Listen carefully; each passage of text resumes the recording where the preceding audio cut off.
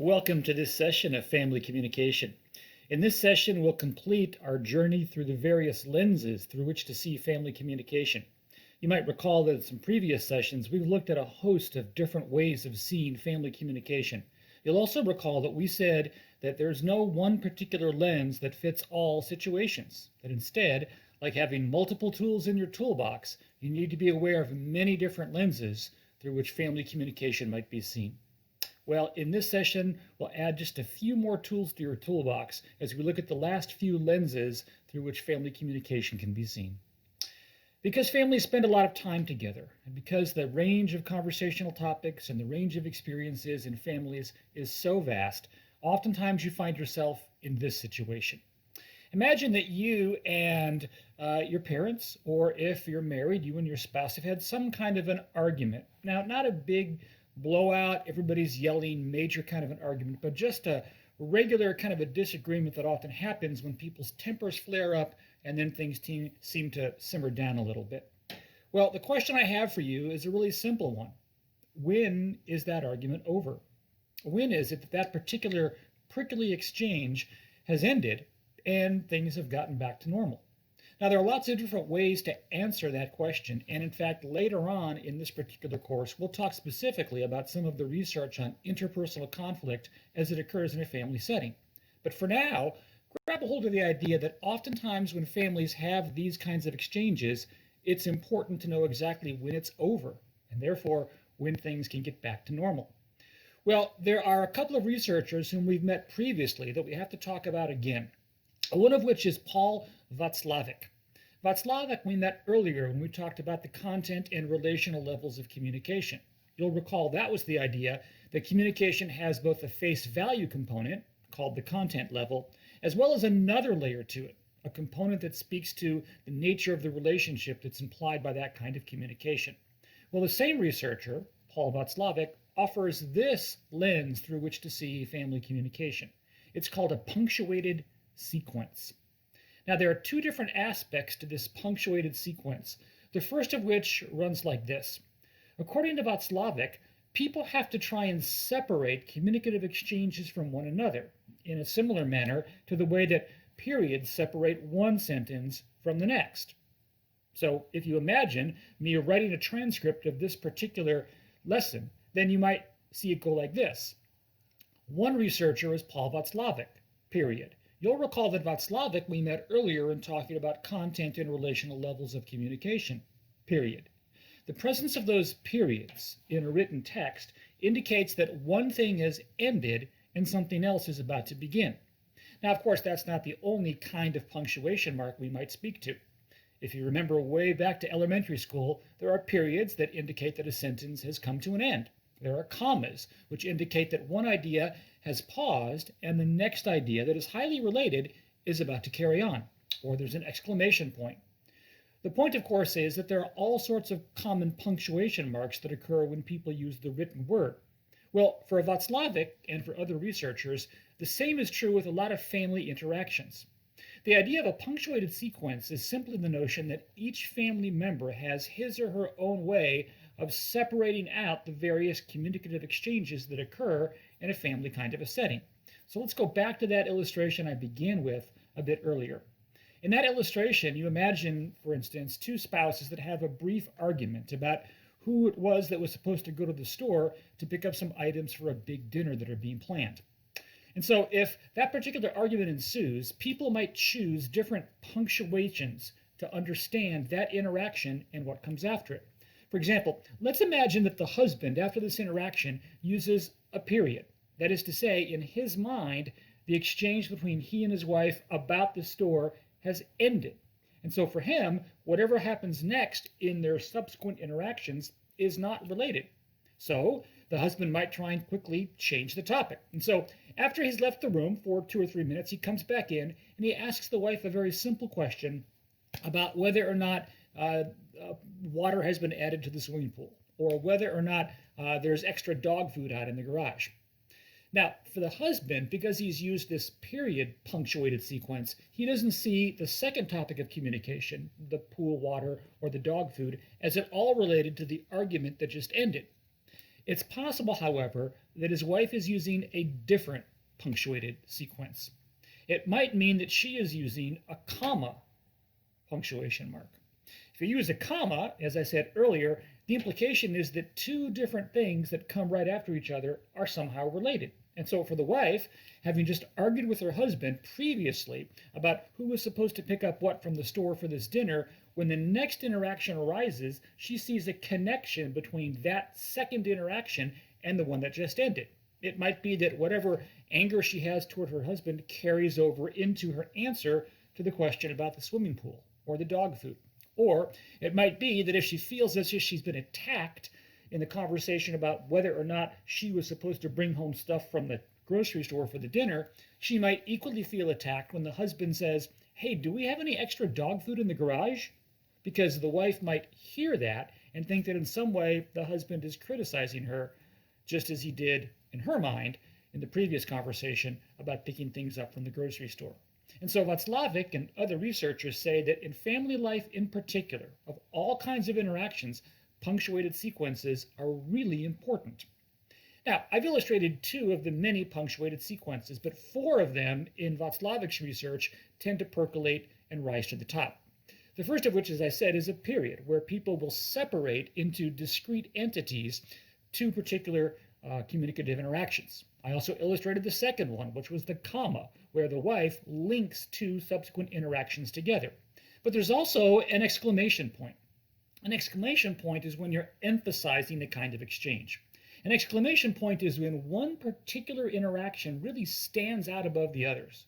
Remember, in written text, an exclamation point is intended to say, "This is important, draw your attention to this, there's emphasis to this." Well, in a similar fashion, what people do in their minds sometimes is they give certain weight to certain interactions that either in their mind deserve that weight or for whatever reason have that kind of weight. So for example, oftentimes teenagers think that their parents are picking on them. They think that they're bothering them about what to the teenager is an insignificant kind of a thing. So imagine a parent who continues to question his or her child about whether that child has gotten some important paperwork in for an upcoming field trip. Well, the child feels as if he or she's being nagged or as if they're being picked on because the parent won't let it go and keeps nagging the child about getting the paperwork in. Now, for the child, what happens is the next time the parent brings that up and says, "Hey, by the way, did you get that paperwork brought home from school so I can sign it?" The child blows up because that question is asked not literally with a question mark, but that exchange for the child has an exclamation point to it. It rankles the child. It bothers the child. Now, of course, that happens because of the previous interactions. And so the child, in a sense, is seeing this most recent question about the paperwork for the field trip in light of everything that happened previously. And so you can see that in family situations, sometimes people that are prone to put an exclamation point on something do so because it's important to them. And that's one of the things this research says. You show me people who react strongly to particular kinds of situations, and I'll show you someone that cares about something rather important to them. But the key, again, for this notion of punctuated sequence is it's how interactions are seen in light of previous interactions. So in this particular case, it's not so much a time-based thing, as in my previous example about the grocery store and about the pool water and the dog food in the garage. Here in the second example about the paperwork for the field trip, it might be that the parent hadn't asked about that paperwork until 24 hours previous. So when the child came home from school on Tuesday, the parent asked about the paperwork. The child said, I'll get it, don't worry. The next day, on Wednesday, the parent asks about the paperwork, the child blows up. So even though 24 hours have interceded between the Tuesday and the Wednesday question, the child not only links them together, the unexpectedly strong reaction is because for that child, he or she has put an exclamation point at the end of this most recent question. And that's different than the previous illustration I gave you, where it was literally a series of events that occur in a relatively short span of time. At 11:15, the husband and wife have the argument about who was supposed to bring what home from the grocery store for the dinner that evening.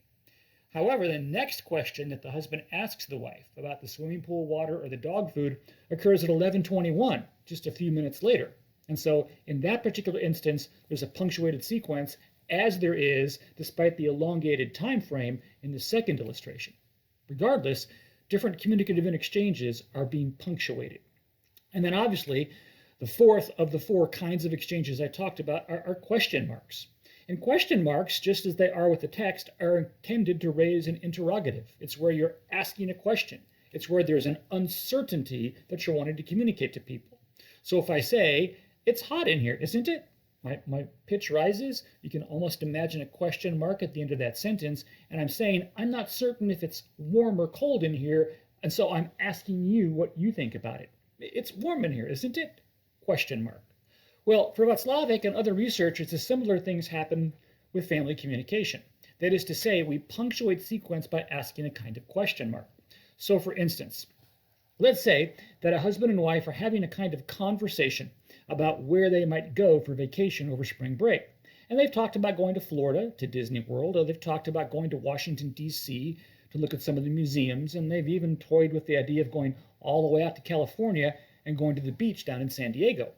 Well, as they've had these conversations in the wife's mind, things are not yet settled. Could be San Diego, could be Florida, could be Washington, D.C.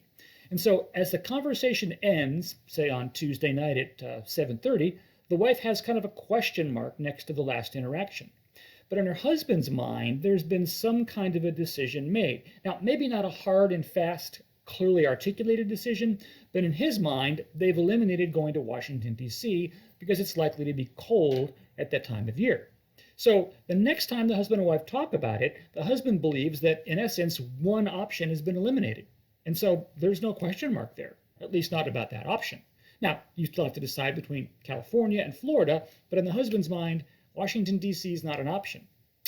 But for the wife, that's not the case at all. The wife has put in her mind a kind of question mark next to the last conversation they had, in which Washington, D.C. was one of those three possible options.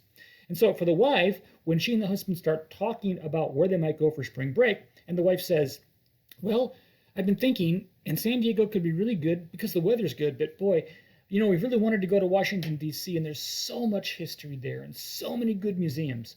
The husband says, wait a minute, I thought we eliminated that. And the wife says, no, we didn't eliminate that. And it's because in her mind, she punctuated that conversation with a question mark. The husband, on the other hand, punctuated it with a period. So for Václavic, what he finds is that this punctuated sequence thing floats around all kinds of family interactions. Now, this raises a couple of questions and requires us to make a couple of observations. First, the questions. Well, one obvious question would be, what patterns of punctuation do you tend to fall into?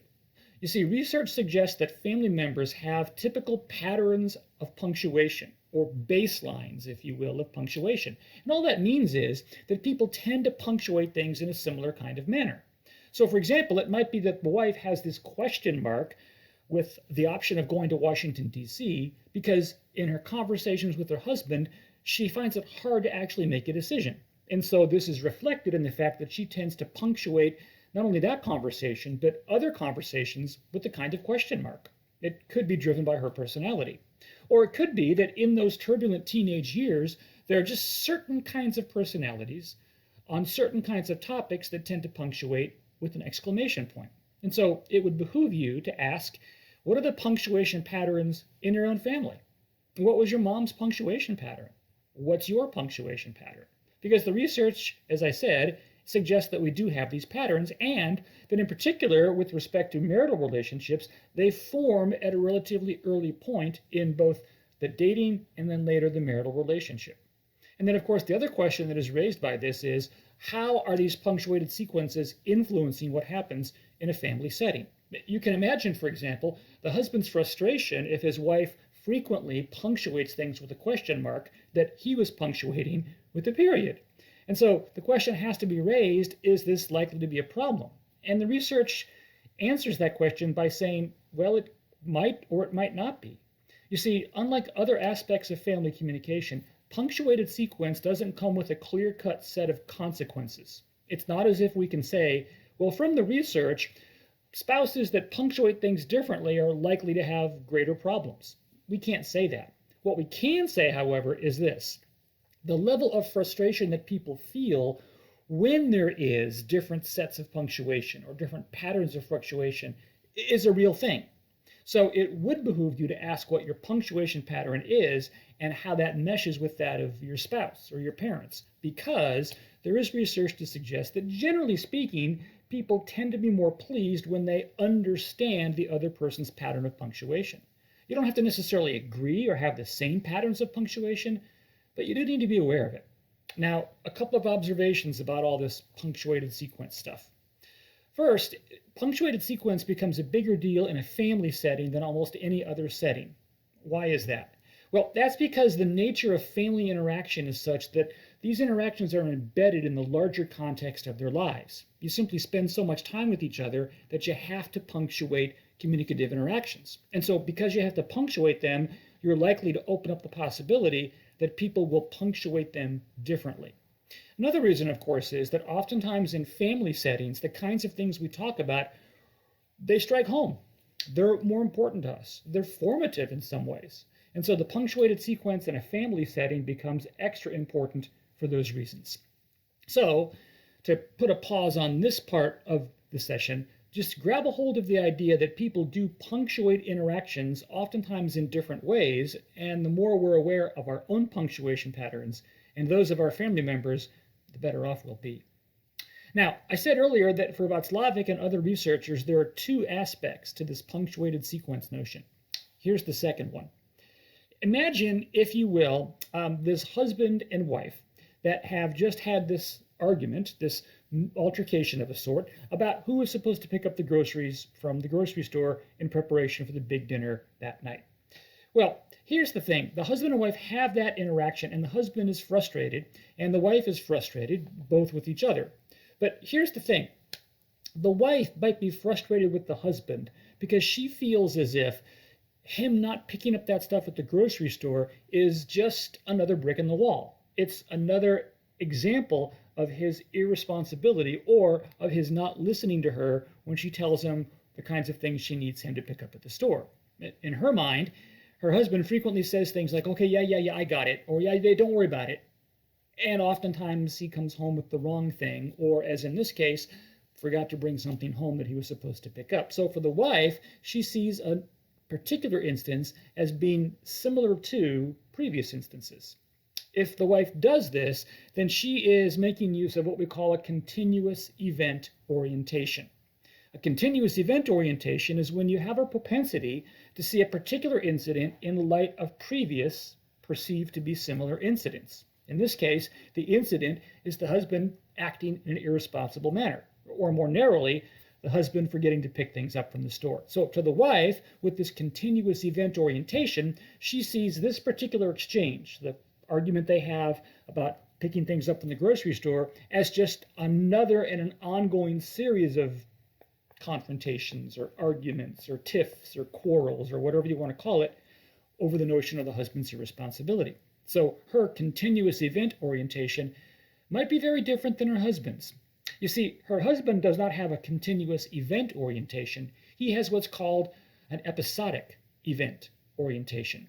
You see, the husband sees this particular episode, the particular day he was supposed to go to the store and pick up groceries, as a one-off. It's not at all related to his previous trips to the store. It's not at all related to whatever other instances in his relationship where the wife feels as if he's not been responsible.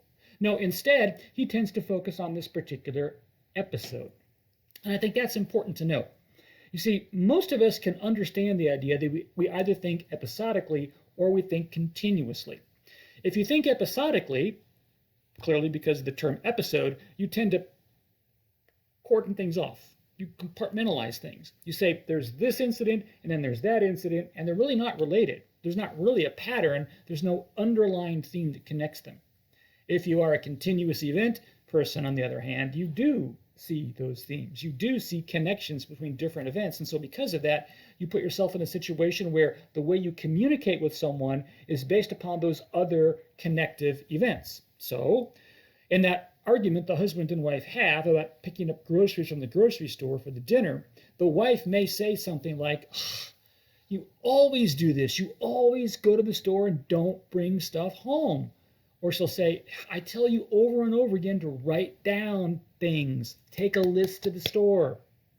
And so when she says those things, she clearly is linking previous events in her mind with this particular incident on this particular day. The husband, of course, may respond defensively and may well try and argue that he doesn't, in fact, always forget things. And he may point out a recent trip to the store where he got everything he was sent to get and try and hold that out as proof that what his wife has just said is not true.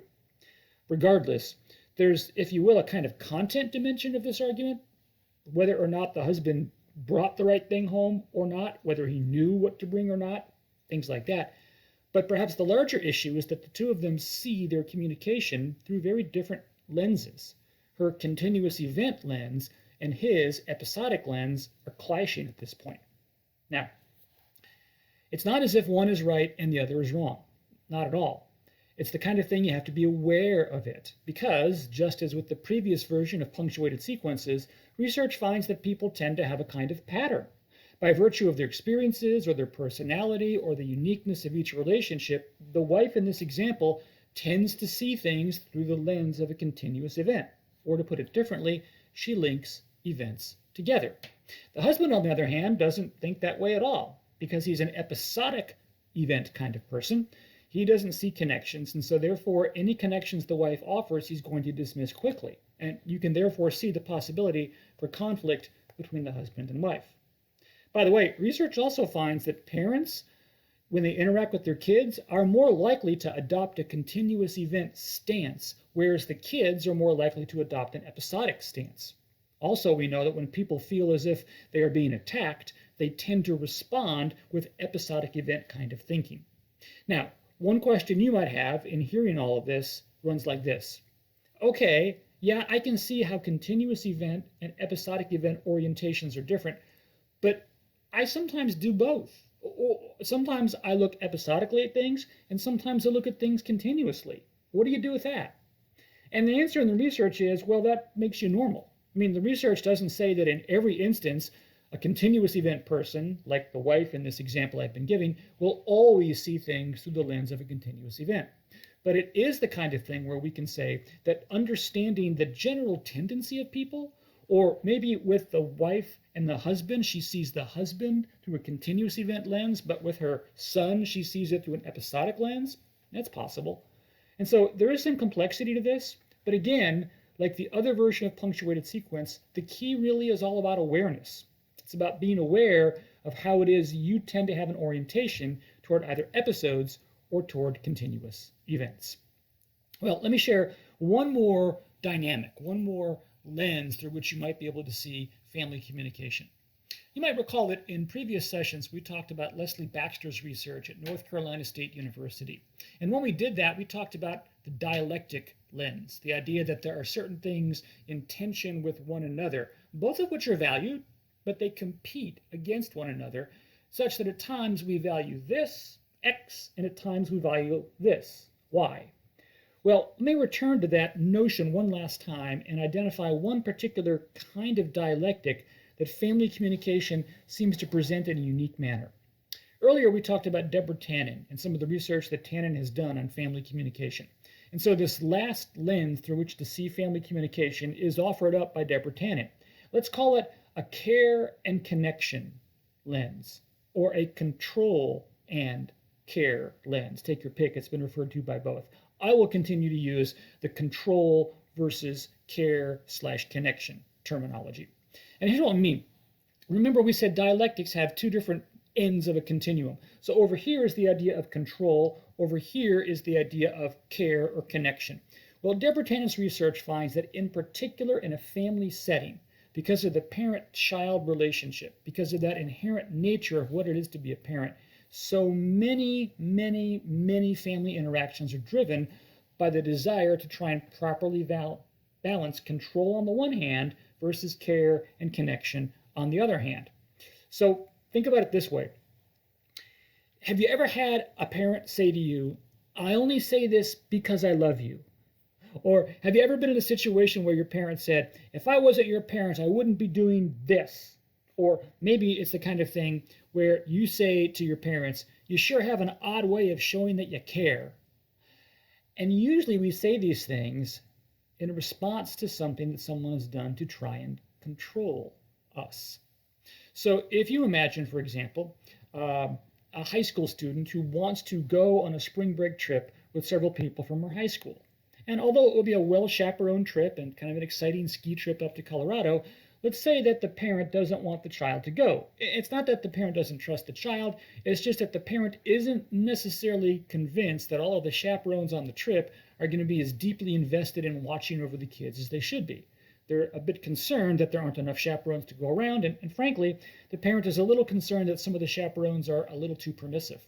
So the parent is refusing to give permission for the child to go on this particular spring break trip. Well, as you might imagine, that makes the child very unhappy. And so what ends up happening is this. There's obviously conflict between the two of them, but the parent ends up, in this particular motif, communicating, no, you can't go, here's why, and the arguments that ensue, because the parent is valuing this control aspect. And in doing that, they're just trying to be a parent. The child, on the other hand, is valuing the care or connection component, and they don't see why the parent is doing this. And they say things like, well, don't you trust me? And so for the child, they think that if there really was care on the parent's part, if there really was the kind of connection that the child thinks the parent and the child should have, then the child would be allowed to go. And so Deborah Tannen's research finds that parents in particular find themselves in this spot where they're always being pulled toward the need to be parent and control, but at the same time wanting to maintain a kind of connection. And so in talking with the husband about these arguments the mom has had with the daughter about going on the spring break trip, the mom confesses to her husband, I don't want to push her away. It seems like she's always mad at me. And so the mom is very much aware of the thin or fragile connection that she's made with the child. And in her mind, she has to sacrifice providing the kind of I will show you I care by letting you go concern, because to her, the control concern in putting her daughter in the best possible environment is more important. This happens all the time in family kinds of setting. A husband, for example, wants to be able to contribute to the family's finances. His wife has a good job. She works hard. He also works hard. But he sometimes feels as if he has to work extra hard to prove to his wife that he is doing what he should be doing as a part of this marriage. And so in his mind, there is this control versus care and connection thing. He wants to be able to control the extent to which he's financially and kind of psychically contributing his part of the responsibilities in the marriage. So he works late. And when he does that, he's not around as often as the wife would like him to be. He works longer hours. After the wife has gotten home, the husband is still at work. The wife, on the other hand, understands all that, but she would very much like to be able to share dinner with her husband, or she'd like to be able to have him around in the evenings to watch Netflix together, or go out to a show, or who knows what. And so the idea then is that for the wife, the care and connection that she feels with her husband is more important. The husband, however, is honoring or trying to value that control part. And again, the control part in this case is not negative. It's just that he wants to be able to have within his ability the power to make more money, or the power to be able to prove to his wife that he really is holding up his end of the bargain and contributing to the family's overall financial health. And so in that moment, the husband is more concerned with the control end of the dialectic. The wife is more concerned perhaps with the care and the connection end of that dialectic. Now, the reason why I pulled that out from the other kinds of dialectics we talked about previous is because of all the kinds of dialectics that are present in the parent-child relationship, the one just identified, control versus care or concern, is the most predominant one. Not to say there aren't others, because there are, it's just that that one predominates all the other one. And so as you think about your own upbringing, you might ask yourself how it is you might now, looking back on it, sense that there was a tension between control on the one hand and care and concern on the other hand. Sometimes children are surprised that after having been very strict about many things, parents will all of a sudden be quite loose with other things. And so that frustrates or at least puzzles the child, because what the child doesn't understand is that the parent, in being strict, was emphasizing the control end of the dialectic, and now to sort of make up for it, they're emphasizing the care or connection end of the dialectic. And so Tannen's research finds that that kind of a thing is not only common, it is in fact the kind of thing that animates any kind of a parent-child interaction. Well, all of this control versus care and concern is also influenced in another way. It's influenced by family history. And by that, I don't mean your ancestors. By that, I mean all of the events that have taken place in that parent and child interactions previously. Or to put it differently, family members tend to see this dialectic of care versus or control versus care and concern through the lens of previous interactions. That's because the family, having spent so much time together, simply creates an environment where there are all sorts of interactions that can be looked at. And so, unfortunately, we get to a point where, in my example a moment ago, that high school student may begin to see or interpret nothing but control messages from the parent. And so the parent's attempts to do care and connection kind of get drowned out by the previous history, at least in the child's mind, that has been nothing but control messages. So at this point, if I were a student in this class, I'd be asking myself, so how did my parents do the care or control versus care and connection kind of balance? What would they do or say to communicate control versus what did they do or say to communicate care and connection? And how was it that you could look at it and say, oh, I see what's going on now. My parent had done so much control, they're trying to make up for it by doing more care and connection. And of course, what permeates all of this is the notion of, well, what counts as a care and connection kind of a thing anyway? Oftentimes, parents will try and speak a kind of language, if you prefer, a kind of love language, to try and make up for the heavy dose of control messages, but that language isn't the kind of language that resonates with the child. By the way, we'll talk more in subsequent sessions about the so-called love languages, but just want to add a little footnote here. The love languages specifically refer to how people communicate affection. It's a rather narrow kind of a concept that says people's ability to communicate their love of someone tends to fall into one of these handful of categories, but it's narrow to the communication of love to someone.